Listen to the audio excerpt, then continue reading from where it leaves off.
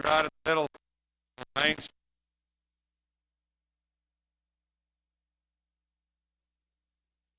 What's still a thing? I'm not on, huh? That statue you made, it was purchased in 1923 and didn't have a pedestal, and they moved it around town in 1925. They put it on a base and put it right in the middle of Main Street. You used to have to drive around it. My father-in-law said he has memories of the cops chasing him in a car around and around in the middle of that statue when he was a kid. So in about 1925, they put it in the middle of the road, and in 1970, the highway department wanted them to move it, so they moved it over where it sits today, right beside the library. In 91, they put a bronze plaque on it with names of all the service members from this area who died in World War I, World War II, Korea, and 2 from Vietnam. That's on that plaque that's on the base of the statue now. In 1991, it was 1991 they put the plaque on. In 99, they sent the statue up and actually had it worked on, had it kind of refurbished. If you remember years ago, his rifle was kind of bowed, and they sent him up to a bronze guy that reworked it and resealed it. In 2006, somebody stole the sling off the rifle, so we no longer have that. But it sits on that corner. Most of us drive by it every day, probably never really look over there, never really see it. I don't know if any of y'all have ever stopped and read the 176 names that's on that bronze plaque of men from this community, boys, young men from this community who gave their lives in those wars and never came home. Memorials are that way, aren't they? They change over time. When they dedicated that memorial, there was a picture of that, and I probably should have put that up for you. There was a picture of that in 1925 when they first put that in the middle of the street, and it was full of people. And a lot of those people, those names on that plaque were very important to them, probably sons or daughters, nephews, nieces that had died in that war, people that meant a lot to them. Them names had meaning. I read through all those names early this morning, about 5:30 this morning. I read through all the names on that plaque. I've done that before. And I don't know a single person on there.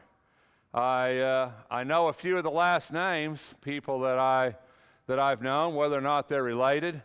I don't know. The Borsettler, I've known that name and knew that family, and the Ellis family. Most of the last names I don't even really know. I don't know if you've ever taken time to read those names of those young men who died. But memorials change over time, don't they? But we're a people of memorials, aren't we? We build them, we go to see them, we look at them, we spend millions and millions of dollars on them. You know, I don't know if you know it or not, but that's not the only doughboy. Did you all know that? There's a lot of doughboys off of that same molding. I don't exactly know how many. I think 20-something maybe. The closest one to us is in Fort Smith, in the American Legion parking lot in Fort Smith. There's another doughboy. So there were several of them made off that casting. We don't have the only one. But ours is in pretty good shape compared to a lot of them. So if you ever get a chance when you're downtown, stop and take a minute and remember, or if you drive by it, maybe it will mean a little more to you now than what it did. The names of those men on the bottom of that. Why do we build them? We build them to remember, don't we? To remember a lot of different things. There's a lot of different memorials. There's memorials for wars. There's memorials for people who have died. Sometimes we see crosses on the side of the road where somebody's died in an automobile accident, and we see those crosses with flowers, and that's a memorial that somebody placed there because of that, right?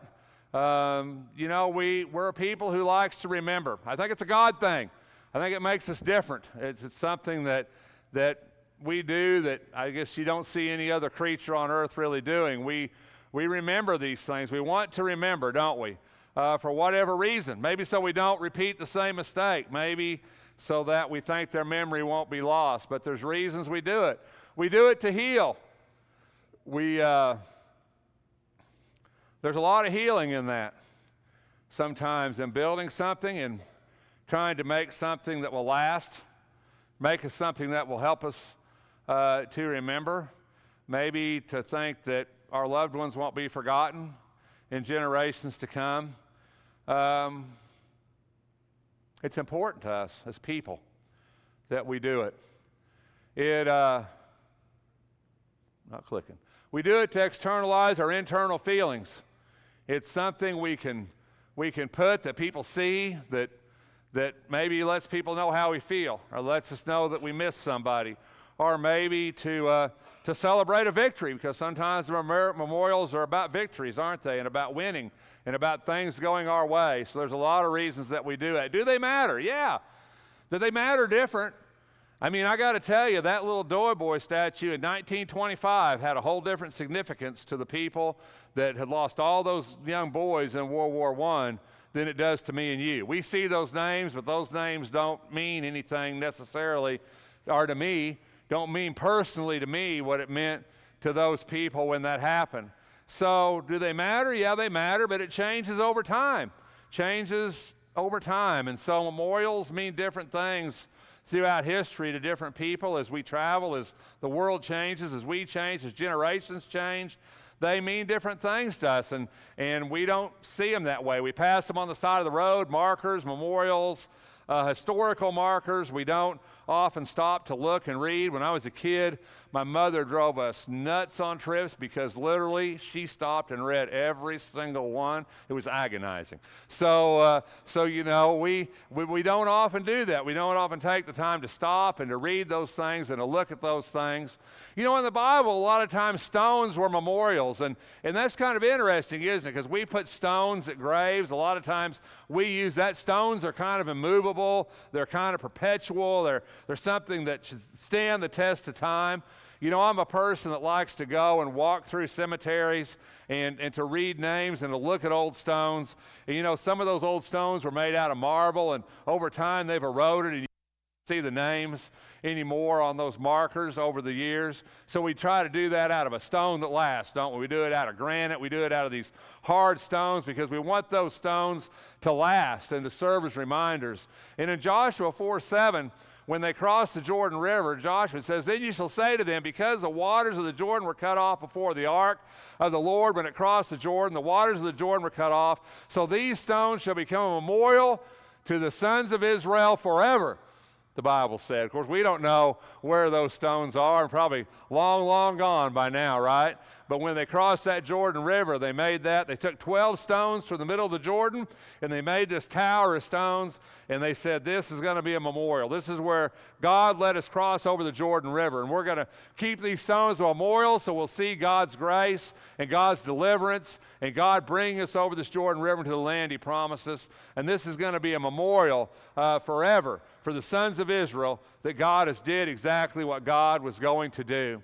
You know, we sing a song, and I was going to call Grant and have him lead it, and I didn't do it, but because it was late when I thought about it, and I didn't know Fair Grant was asleep. He's got young kids. He's either sleeping, wishes he was sleeping, or awake because of his children, and either way, it's just not a good thing.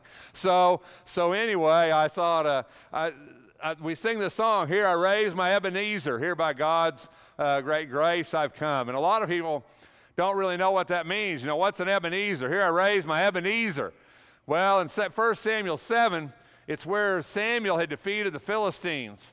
And the Philistines had punished Israel for a long time. And Samuel finally defeated the Philistines, and the Philistines went back to their land, and Israel redeemed their cities. And Samuel took a stone, and he said, "So far the Lord has helped us." And he called that stone an Ebenezer stone. And that's what that was. "Here I've raised my Ebenezer," the song says. "Here by God's good grace I've come." So this idea of the stone that was raised. But the problem with these stones is they're gone, right? You know, the problem with just about any memorial that we make is that at some point, nature's going to overrun it. Nature's going to overtake it. At some point, it's going to cease to exist.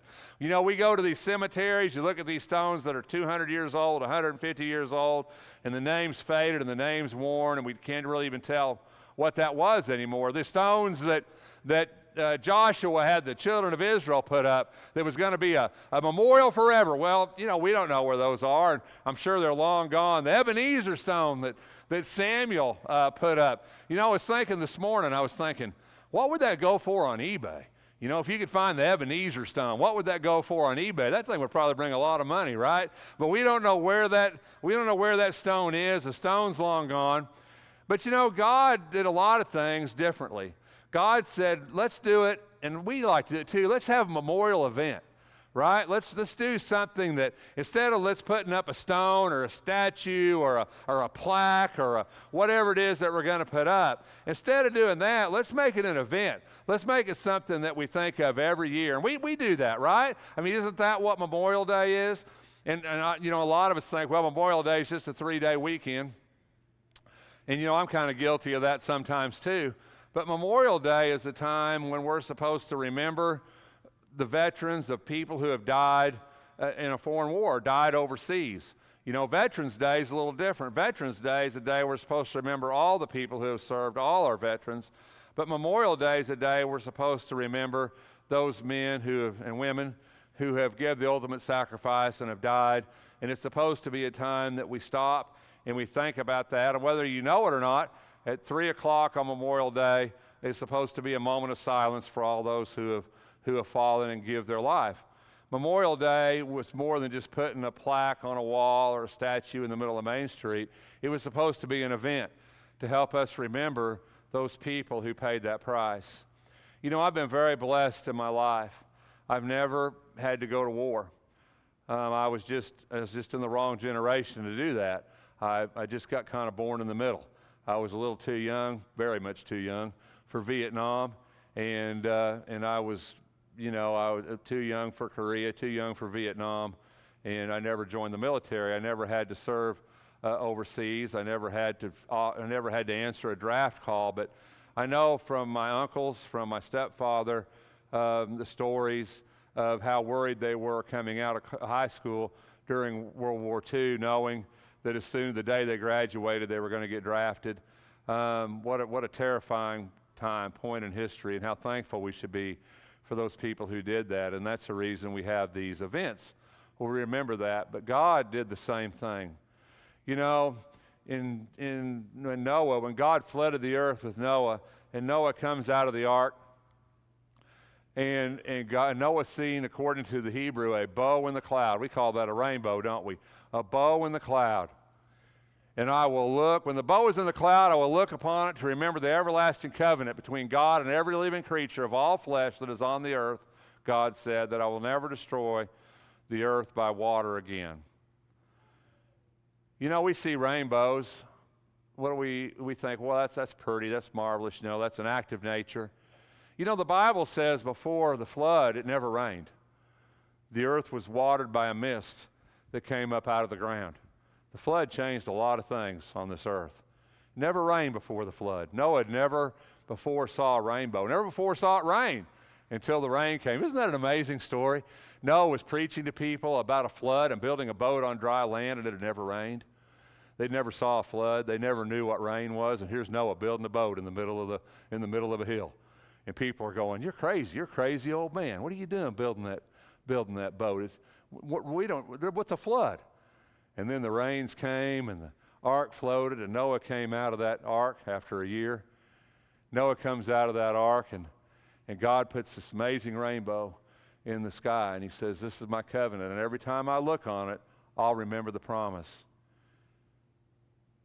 When the bow is in the cloud, I will look upon it to remember the covenant between God and every living creature of the flesh." Isn't that an amazing idea when you see that rainbow? That's a perpetual covenant, an everlasting covenant. It's an event.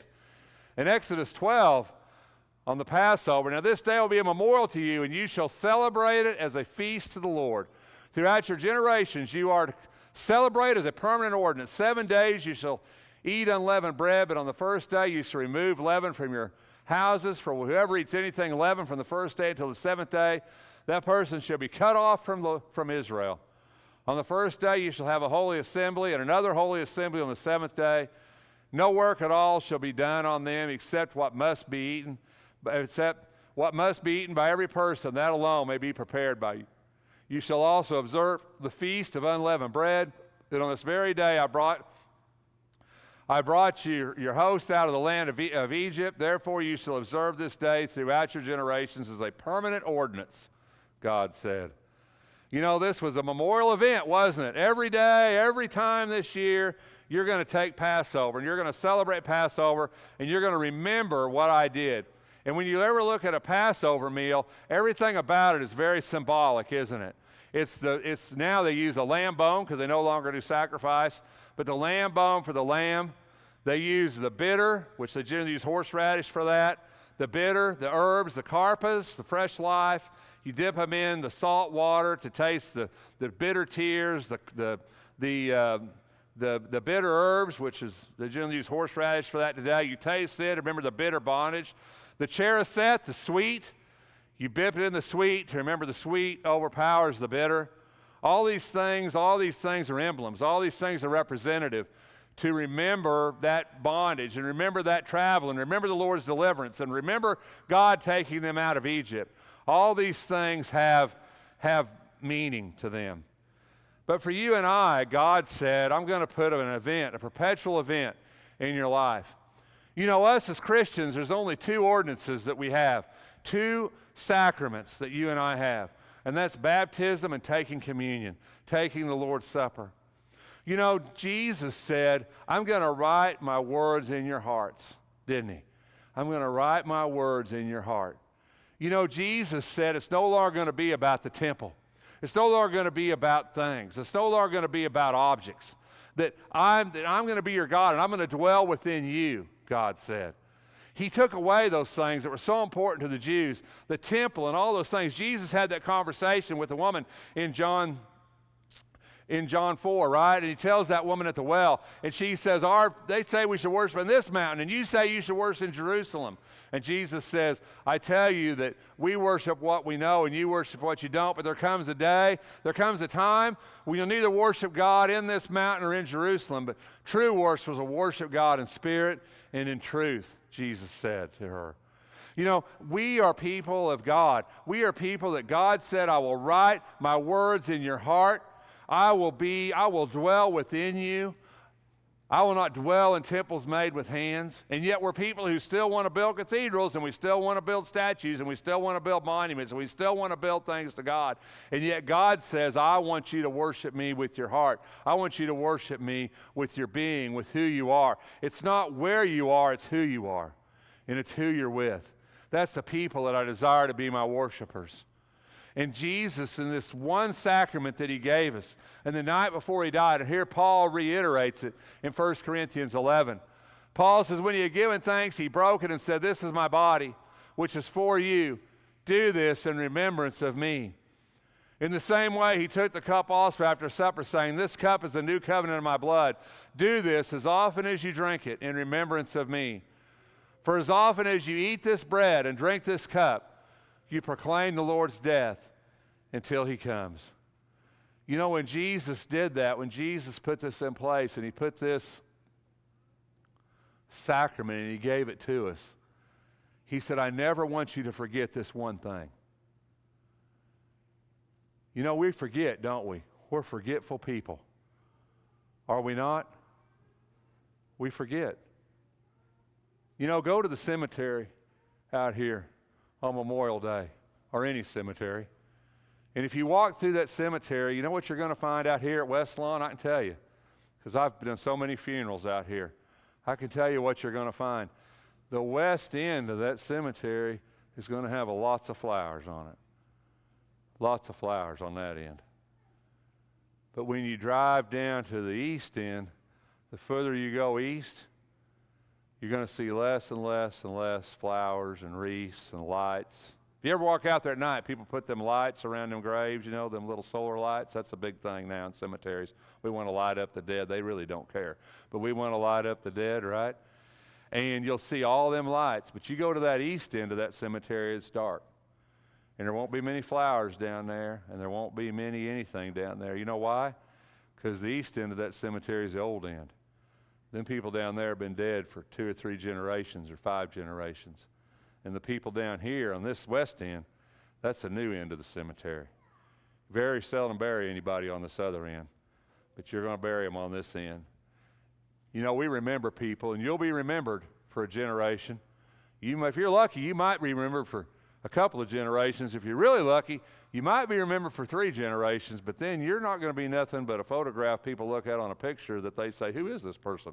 Who was this? Oh, that was your great-granddad Rex. Well, I won't because I don't have any grandkids, but he says, there's your granddad Rex or whatever, your granddad whatever. You know, one day that's what you're going to be. You're going to be a faded face on a faded picture that if somebody didn't write your name on the back, people are going to throw it in the trash because they're not going to know who you are anymore. You know, we do this every Sunday so we never forget who our Savior is, Jesus Christ. We never forget who He is. We never forget what He did. We never forget what it means. This is our event. This is our sacrament. This is our Memorial Day. Every Sunday when you gather here in the Lord's building, in the Lord's church, shouldn't say building, when you gather with the Lord's people every Sunday, every first day of the week, it's Memorial Day for us to remember what Jesus Christ did for us on a cross of Calvary. You and I, we often like to put crosses on our necks, right? Or crosses on our walls, or crosses in different places because we want to remember. That's our memorial. We want to remember what Jesus Christ did for us on that cross. We want to bring our minds back to the sacrifice that He made for us. You know, in Malachi 3:16, it says that although people on this earth will forget you and won't remember you anymore and won't remember me anymore, and I'm all right with that. That's what life is. It really is, and I'm okay. And you should be too. I mean, that's part of who we are, what we're about. It's part of humanity, isn't it? But you know, God's not going to forget you. God's not going to forget what you've done here. God's not going to forget your name. Matter of fact, God says He not only remembers your name, He remembers your tears. The psalmist says, I keep your tears in a bottle, right? And in Malachi 3:16, it says, those who feared the Lord and spoke to one another, and the Lord gave attention to heard it. And a book of remembrance was written before Him for those who fear the Lord and who esteem His name. In heaven, there's a book. I mean, there's a book of life. Don't get me wrong. There's a book of life, and you want to be in that one. But there's also a book of memories. And in that book of memories, for eternity, forever, is written down the difference you made here while you were here on this earth. There's a memorial book for you in heaven. You know, I've often told you in here, said, have you ever tried to write your own obituary? Right? Have you ever done that? Sit down and try to write your own obituary. You know, what would you say about yourself? Well, I'd ask you another question. What would God say about you? What would God say about your life? Who have you helped? Whose lives have you changed? Who have you influenced? How have you made a difference for Jesus? Not just for you. We're selfish people in this world. I am too. I'm being honest. Rex loves Rex. I love to take care of Rex. I love to pamper Rex. I love for Rex to have all the things that Rex desires. But that's not what's going to be in this book. What's going to be in this book is what Rex did for somebody else, how Rex helped someone else. Are you getting things written in here with your life? Or is your life just about you? Is God writing things down? Is He keeping track? Is your page full or is it empty? Is there only one line or are there paragraphs? You know, these are important things because this is writing your memorial in heaven for eternity. What do you do? Do you fear the Lord? Do you revere His name? Do you serve His cause? Do you walk in His paths? Do you take care of His people?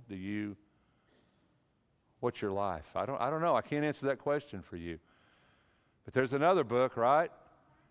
I will not erase His name from the book of life. I will confess His name before my Father and before His angels.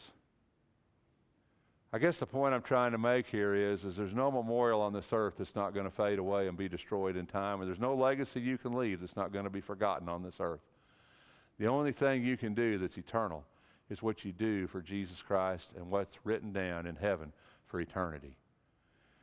How will you live your life? Will you live it for this world, or will you live it for the next? It matters. because I want my memorial to be in heaven. I want my name to be there. In Isaiah 49, it says, "Can a woman forget her nursing child and have no compassion on the son of her womb? Even these may forget, but I will not forget you. Behold, I have inscribed you on the palms of my hands." You know, Jesus said, God says, I'll remember you forever. Where's your treasure? You know, the Bible says, Jesus says, don't lay for yourself treasures on earth where thieves break in and steal and moth and rust corrupt. He says, but lay up for yourself treasure in heaven where neither thieves break in and steal nor moth or rust corrupt. What's your eternal memorial look like? On this Memorial Day, remember those who paid that price. Take a minute over the course of this holiday. Take a minute to reflect upon that. But also take a minute to reflect upon your memory.